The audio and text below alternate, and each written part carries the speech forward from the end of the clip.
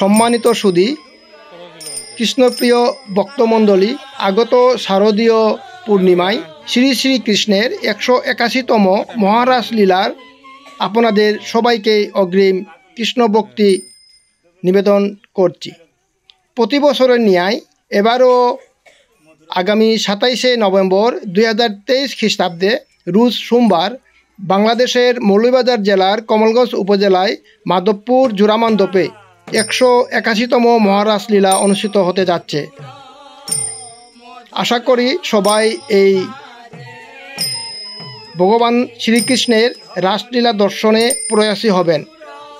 এবার এই 181তম মহারাস লীলায় উত্তরের মান্ডপের রাসের রাজদারী অর্থাৎ প্রশিক্ষক বিষ্ণুপ্রিয়া মণিপুরী সমাজের উজ্জ্বল নক্ষত্র মণিপুরী ললিতকলা একাডেমি নৃত্য প্রশিক্ষক শ্রী বিধানচন্দ্র সিংহ, উনার তত্ত্বাবধানে উনার প্রশিক্ষণে এবার রাসলীলায় বৃন্দার ভূমিকায় স্মিতা সিনহা, কৃষ্ণের ভূমিকায় সায়ন সিংহ এবং রাধারানীর ভূমিকায় নিধি সিনহা অংশগ্রহণ করবে এবং সাথে সখীগণ আছেন। আশা করি সবাই এই দিব্য রাসলীলা দর্শন করে পুণ্য অর্জনে আগ্রহী হবেন।